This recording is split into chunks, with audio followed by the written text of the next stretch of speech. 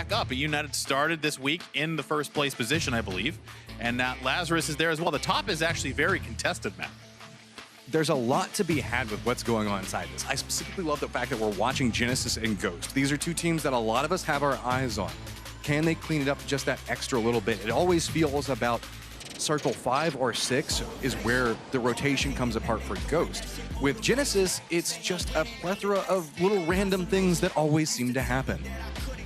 Yeah, Genesis, I think, is mostly mental right now. That's kind of their biggest issue, is just getting through the mentality of And team killing. Yeah, and while killing each other. It's just one more thing that annoys you in the mental battle. But they do have boot camp, and they will have the benefit of the circle if they can get a centered zone, as we've seen them like to rotate more south out of boot camp, and those northwestern circles have been hard for them. So now it's just a matter of where are we going to be going. We've seen a couple of those northwestern circles. Please, God, don't go up there. Really, we've been on the main island for I think the circles have been not bad, actually. Yeah, we've got a little bit of variance over there. I don't think we've seen a whole bunch back down towards the southwest island. Maybe 1 or 2 endings over there. But those seem to be very interesting. So with the rotation setups that we're looking at, I kind of like how we're seeing Sonics do that separated push. And hey, chance that we're going back over towards the southwest. And this might actually be a little bit easier for Ghost, as they'll have to rotate not so much north as they will have to move west. And I think they'll have less teams to traverse, but Space Station Gaming is there. One thing to note, Genesis is going to have to contend with the river most likely inside of these following circles. So early rotations coming out from them, they're going to have to make a choice. Do they go towards the north or go towards the south? And either one of those approaches could be quite dangerous. But now you can see Riot Squad posted up in their normal location. Genesis, this is just center of the map where they always like to go. They always loot very quickly, always try to move very early, get ahead of the circle, get ahead of positions, and usually try to get a couple of kills as they make that push. Looking at Ghost Gaming, they're just a couple of points behind actually just 1 point behind Wildcard, but they have 10 points to climb before they can get to Genesis. So having Ghost Gaming kind of circling the relegation window coming into the weekend, they are moving slowly up the leaderboard. But to get up into that top 5 position, which is where we expected this team to be, is not going to be easy. I mean, we've even seen it whenever we talk to them and like, hey, how was your week this week? How are you feeling? It's always just better with Ghost. It's an improvement, but it's not what they want. And Right. I think that's not what anybody wants right now. Everybody is expecting this roster to be so dominant, and now they're moving due up in the middle of the pack. Everybody was expecting this, I would say, at least to be a top 6 team. I'm interested to see what they can do to get Drassel more, I don't want to say involved. Obviously, team strategy, everyone has to carry their, or deal with their role as it's kind of handed down, obviously, from Jabroni, the coach, and how they discuss each other as within the team itself. But Drassel just hasn't been the force that he was last phase. Now, this is not a guy who's forgotten how to play the game. This is not a guy who doesn't have the ability, but he just hasn't been in the same spots to get the kills that we saw so much last time around. I know, it's been very quiet from him, and I know it's all about the system that Ghost is running with, and apparently the system is improving. But we've missed those standout performances coming from Drassel. It almost feels like they're trying to shift Vegas into that role, and he is getting more. He's getting kills, he's getting damage. But Shrimzy, it feels like he's having a lot of good standout moments of his own. And Shrimzy and Drassel as a duo, I kind of expected to have them more in the foreground, trying to push the action and maybe move Vegas, even though he had a lot of tout coming his way, maybe into more of that supportive role that Drassel's been playing. But ultimately, that's up to the coach and up to the Ghost game to determine where they want their players to go, how they want them to move around. Space Station Gaming has made a rotation that's very interesting and could be problematic. They're moving right between Sonics and Tempo Storm. Tempo Storm doesn't have the best angle on them yet, but with the separation coming out from Space Station Gaming, a couple of shots could come their way. They can't move any further forward because Riot Squad's already posted up. Sonics is in a firm regroup stage right now. So Space Station Gaming looks like they did manage to find one building to work with, but slowly going to rotate that direction. They also have Tempo coming in behind them. I mean, Tempo's finally got those sight lines, taking a couple of shots over at him. Nothing too crazy at this point. Early rotations, everybody's opting back down towards the south, and that's why we're seeing a lot of these little demi skirmishes, or it was like we like to call them the hello bullets, just saying, hey, I'm in this spot, you go away, I don't want to contend with you. Nobody's wanting to make those foot pushes that we normally see, because usually one person's taking shots, and we see it on Miramar or Erangel, people will just crash that complex and go for the easy point. When everybody's on foot, this time now you have to just go, okay, I can't make the run at them, so it buys a little bit more space. Tempo could take the high side ridge. Baja is in the trap position, I guess you could call it, with the rest of SSG in the hard cover. Endemic did lose Relo. That was the first man out of the game, so they will have lost a man early. They're going to be looking at Lazarus, who's moving in their vehicles. Endemic, a quiet day so far. Both teams needing to move into the circle, moving into a little bit more of aggressive positionings around boot camp. Everybody now knows Genesis already on the move. They're not going to be contending around this location, so pretty safe rotation point to try to run through.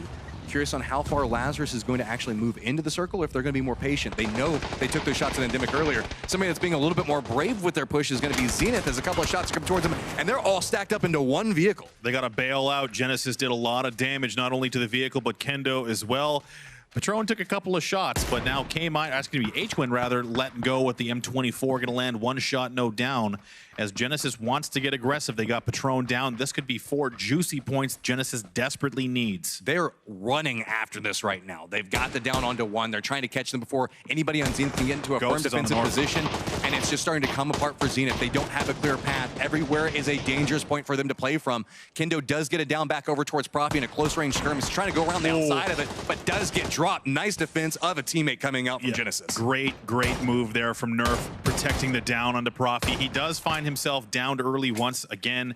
Has been a big point of a problem here for Profi. He's got some of the lowest survival time in the league, and luckily Nerf will bail him out there, and the res will come out from K-Mind.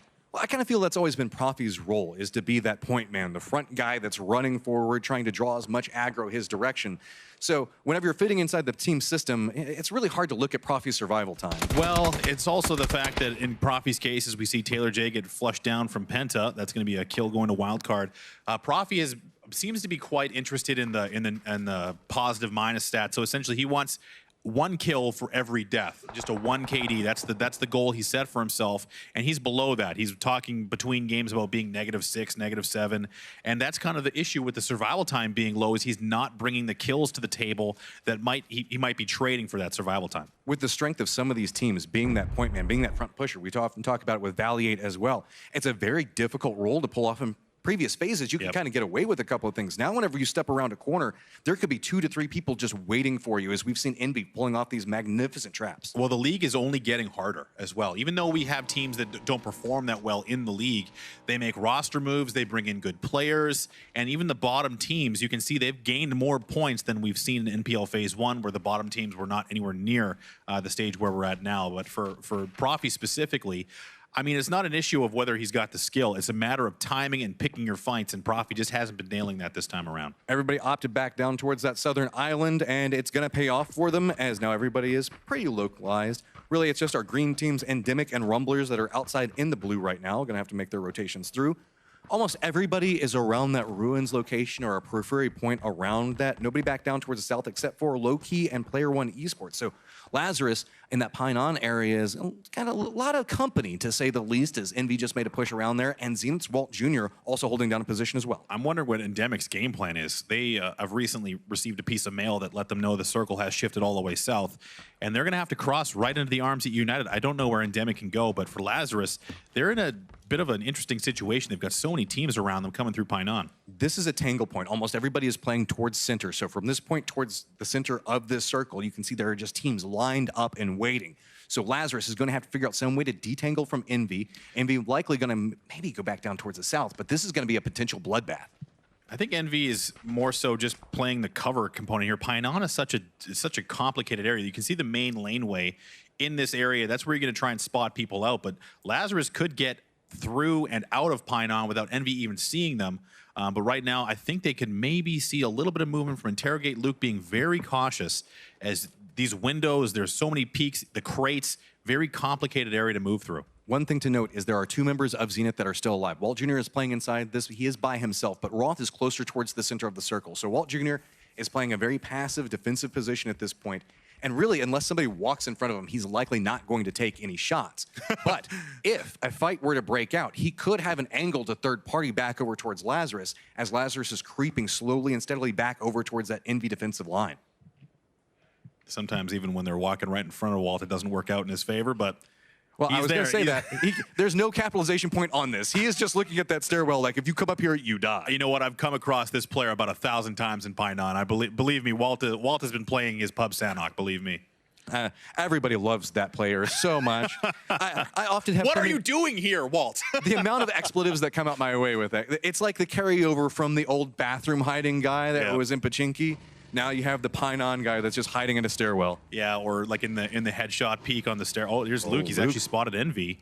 Trigger discipline coming up real big from there. Luke just kind of looking over, feeding over a little bit more information, letting the rest of the team kind of position on it. Do note that Rumblers is making a similar approach into this area, though. I think he's just counting players, trying to figure out how many of Envy are around. Moody did just leave. So now Lazarus is going to set up and assume that the rest of Envy are going to follow him out that direction. So they're going to set up, wait, see if anyone from Envy appears. Moody has been spotted from Player One Esports, and he might actually send it back and come around. Ooh. So now Lazarus could be in a position. Nope, they're not going to take Moody down either. Taro's out on foot. The shots do ring out onto Taro. He will find tree cover. All three of Lazarus unable to take down Taro. Not sure if they were ready for him to be spotted, but now Lazarus well aware, and so is Envy. Playing along this wall, everybody's beat it in back over towards Taro. The rest of the Lazarus members are trying to play back on different angles, figure out where Envy's going to make their approach. Rumblers is close enough to where they can now hear this new circle pops. This fight is inside the safe zone. Rumblers are going to have to push down into this area or figure out what they want to do. A couple of side skirmishes could be a big factor. If anybody chooses to third party onto Lazarus right now, it could be huge. Envy's also pushed up into Lazarus. They know that where they're at. They know that they're going to try and lock him into this two-story building. Miss a nade there from Pride, trying to get the opening frags, but now Envy's come all the way up. They will get Taro down, and that's going to force Patcaps to come back around, go for the res. Actually, it's going to be Moody closer. Here comes a little bit of pressure. Now that front line from Envy slowly depleting back. They have to go for this res. Rumblers coming too. This is allow Lazarus a little bit more space to work. Rumblers knows who's fighting in this location. They've been paying attention to the kill feed. So now if they choose to capitalize on this, they could take a nice third party into the backside of Envy, depending on their pathing. Lazarus has got to make a decision now. Obviously, we know Rumblers are coming, but they don't, and they're about to learn the hard way. Lazarus is still just trying to hold those angles. Looks like Envy wants nothing to do with what's going on. Realize they're not in the best of positions. Just going to capitalize out, move away back down towards the south. Sure, we saw a couple of shots come out towards Moody later in that rotation. Now Lazarus on the move while Rumblers are slowly moving into this territory as well. This is actually good for Lazarus. Listening to Envy leave is going to give them some leeway, get away from the Rumblers. And, man, Rumblers are just almost like 30 seconds too late to completely eviscerate Lazarus. And unless they slow down on this hill, it looks like Lazarus might be able to escape. I think that Rumblers probably heard the vehicle, took a little bit more defensive post, see if Lazarus was going to chase after it, if any fight could potentially happen. Yep. But now we still have Walt Jr. that's going to be hanging out right there. And now Rumblers have to figure out if they walk up the wrong stairwell. Well, I was going to say Walt isn't the last man. It's actually Roth in the middle of the map. He's right next to Ghost. You can see him there next to Shrimsy's nameplate. But the circle is closing once again. Endemic has made their way onto the primary island and now still have to figure out a way into this zone as the circle will close once again.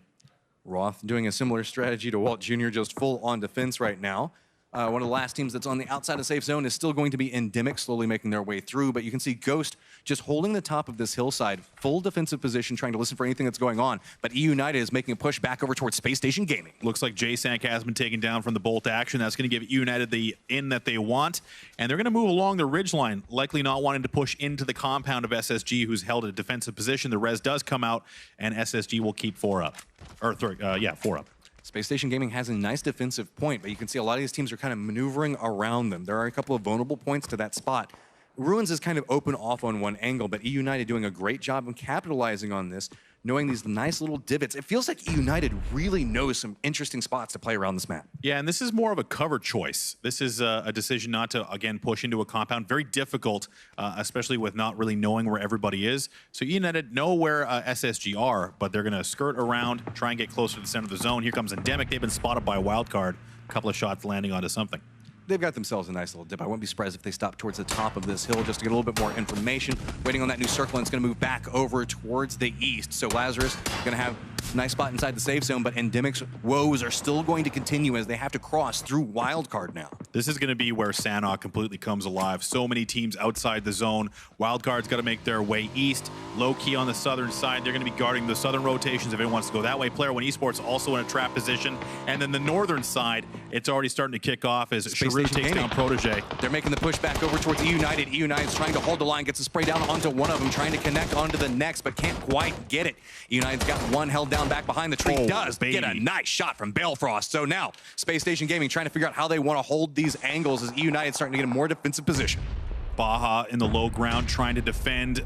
SSG already on the ropes. J-Sank down, and he's going to be out from Balefrost. Now it's going to be Hetro or Baja trying to defend. Nice nade there from Baja. Is going to take down Bale on the back line. Here's Mystery. He's wide open. He's got stab. He's going to force him down off the rocks. United now finds themselves pinched. Look at this. Riot Squad is just swarming up on this fight. This is the way they love to play. They want to capitalize. They want to kill everybody in this location, deny every single point from anybody else they can. Nice. Headshot steps up, gets a nice shot on a shrew, but it's going to be Mystery peeking up on the side of it. VZ following up on the other point. It is just turning into a catastrophe for both of these teams. Riot Squad getting the upper hand on both of these squads as now United found themselves in a nice position, but SSG is going to go down first. Giroux's going to follow him out. So now Heterar will pick up a couple of points, but Stab and, oh no, Stab's been found as well. Mystery and Riot Squad well executed and nice point pickup. You have Lazarus and Genesis that are bumping heads on another part of the circle. Rumbler's going to be pushing up. Ghost Gaming also in a similar location to this. Separated out point from Genesis as they're very strewn across this line. You can see Nerf still alive, does get that med kit off, just cowering back down behind that tree, but Lazarus on the hunt now has to be so cautious of the teams that are going to be approaching behind them. Lazarus just kind of waiting, looking for a sight line. Genesis in line, but kind of spread out, trying to filter the way into the zone. I think K-Mine playing that rear defense as Nerf is in the foreground looking at Civ. No peeks available. The smoke is down as Lazarus does have zone, but they also have Ghost right next door. One thing to note, Walt Jr. finally did take a couple of shots back towards it, slows it down, but Mystery getting caught out by Tempo Storm. This has been a long skirmish that's been happening between them. One member of Tempo Storm did go down inside of that exchange, but Riot Squad loses everyone. And now Profi is going to go down again. K-Mind is going to take down Shrimzy, and this fight is now kicking off potential three-way as Lazarus is looking down, going to try and third party. Purdy trying to take down K-Mind, will get it. Civ takes down Nerf, and Genesis is on the ropes. Purdy Curdy had a nice angle back over towards Genesis. Genesis trying to figure out what they're going to do. H1 right up next to Ghost Gaming, aware of the fact that they're in a lot of trouble right now, but Vegas not taking any shots from this location. He's just listening towards the footsteps, trying to figure out what's going on around him, seeing if any information can be fed from teammates. Vegas actually just going to try to toss a grenade out the outside of that, but Genesis does go down in 13th place. Rumblers came up and did a lot of damage to Lazarus as well. Only Luke left standing. Now Vegas has been split off as Shrimzy still in the downstate, hoping for a res. Genesis does go early once again. Tempo Storm will take down Sonics, and there's the pinch as it feels all along the edge of the zone. Many teams lost down to 11, 17 minutes into the game. Rumblers are going to step right up into where Genesis was just at. Now slowly making their way forward. There's Luke 12 off onto one angle. A couple of shots are going to come out back and forth between these squads. Ghost Gaming still just trying to recoup from what just happened to them a second ago. Had a couple of downs as well. So Rumblers just kind of walking up and being like, hey, look at all these crates that I can get something out of. Luke in a great position. He was going to unleash. Cherry's going to go down. Quick trade. Nice play there for Micro. As Shrimzy's going to take down Micro as well. Now Ghost, having been rezzed, excuse me, is going to get more active. And now Rumblers have the zone at their back. Ghost looking to pick up more kills. But looks like a lot of people want to join this party as Tempo Storm is going to be crashing right up next to Ghost Gaming, trying to get the inside line on them on the safe zone. See the motorcycle coming back down onto one angle, and they are going to get away with it. Zampa somehow managing to hold that angle back. Has to get the meds off. Ghost aware. We have to go for a push back down onto this. We need to get that space, but it's the third party from so many different angles. And now Ghost in the open. We did see Player One Esports take down Envy. McCoy getting up into the grill of Zampa, who's trapped. It's a ring around the rosy. Zampa can't find him. McCoy now in the shack. And just like that, the rope-a-dope. Zampa goes down. Tempo Storm will follow. Ghost does manage to get a little bit more control back over onto this angle as its Rumblers go down as well. So now it is on to McCoy and Drassel. They do have a little bit of position that they can play on, but it's going to be Vanquish Esports off to the other side that do have an angle, so they have to be very careful on how they go for these peaks. And Roth, who moved down to this location quite a while ago, still in the center of the circle and going to get favored again. I think Wolf, the snake in the grass, it's a nickname at this stage. They found a couple of kills. Drassel will get finished off. Ghost has made their way into the zone. Chubba, speaking of snakes, there he is in the bush. Not sure how many kills Ghost has, but they've been picking up battles, and McCoy, the last man standing, might have a path into the zone, which has very little hard cover. Roth has got one spot, and here's Chubba the other side. Endemic has 3 members up right now, 4 kills. They have a nice approach vector to get inside the safe zone. Player One Esports as well, up with 4 right now. They can make their approach. Vanquish doesn't really have to move too far. They still have 4. There's a lot of small skirmishes that's weakened some of these teams. But McCoy is going to have to make a push out across this road and onto an open hill, and that's going to be very, very difficult, depending on how long Vanquish decides to hold that angle. Depending on who goes out next, if Ghost rather can pick up a couple of points, they will be able to jump over Genesis into that 8th place spot.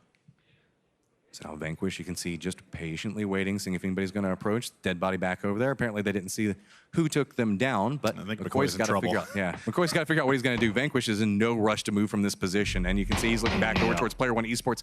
Takes the shots. He knows he's in some trouble. Crossing out 16 life. A couple of boats are going to come after him, and there you go. And Dimick actually does take. Well, actually no, it's going to be Tetra that does get the shot. Well, within 3 points of Genesis, but Ghost will not climb any further as they try and get on the left side of the leaderboard. Now it's going to be Vanquish once again 4 strong. They have got to be feeling at least a little bit of momentum from their 1 win today, and they will move into the zone. A little bit of cover to work with. So Vanquish has a nice sight line back down on one spot, but really we're looking at a hillside battle. Everybody's taking down these different positions. We know how Sanhok goes, where there's all these little hills, these rocks, cover pieces you can use such as trees, so you're gonna have to be very cautious as you move back and forth. Except for Roth. Roth just gets to continue to stay exactly where he's at. Let's see if he gets the favor yet again, and he's got a little bit of the shack still in play, but Player One Esports in a fairly strong position in the circle. Roth has got to hope that nobody comes across him. That's the shack guy. Now it's a matter of, will he be able to survive long enough for one of these teams to wipe the other? Endemic has to come a little bit into the zone. Vanquish has to move, but Player One Esports has been taking shots from Vanquish, and so has Endemic. 6 kills here. This is probably the best performance we've seen from Endemic today. One thing to note is depending on pathing, Endemic could find themselves in a rough spot as they could find themselves pincered between this. They do have a low ground valley, realizing the warriors inside of that, starting to make their way up the hillside, but that's the same point that Vanquish is starting to make a move on as well. So it's going to be kind of around these different center points is where everybody's trying to figure out, okay, how do we make these moves? That's why the smokes are coming out, trying to deny those sight lines, trying to get in these different spots. And yeah, I think they're just a little bit behind the game as Endemic has that high ground now, and Player One Esports has it as well. D-Treats trying to get the bolt action. Finna will take down Wolf. D-Treats unleashes, nothing happening there. He's going to switch to the 3-time spray, and Vanquish is just getting pegged as Endemic is just ripping them apart in the open. Standing in the smoke is the only option they have, trying to stick the med. Meanwhile, Player One Esports tosses the grenade right in the pocket. Nice. Well placed from I believe that was David, as Vanquish goes down in 4th place, and that's going to be another placement for Roth just at the very end. So now we've got Player One Esports looking back over towards Endemic. Lamplot already in a nice flanking position, trying to move around over towards him. This blue is going to do a lot of damage. Chris Spear trying to step out. They just narrowly get ahead of the blue, but it's a sacrifice as Chris Spear goes down. Lamplot still holding down that high ground. Goes for the spray into the smoke, but it does not connect with anything. Draws all attention back over. Now the grenades are coming back out as Player One Esports is just holding so many angles on Endemic. There's nowhere to go. And look at that. Player One Esports walks away with 11 kills. That has got to feel good for Player One Esports. It's not been the best phase, but that was a terrific game from this squad. 11 kills plus the 10 for the win. A 21-point game for Player One Esports. Endemic, they managed to try to capitalize off of it. Saw what was going on with Vanquish.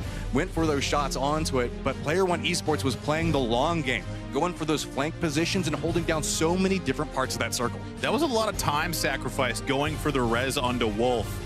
And now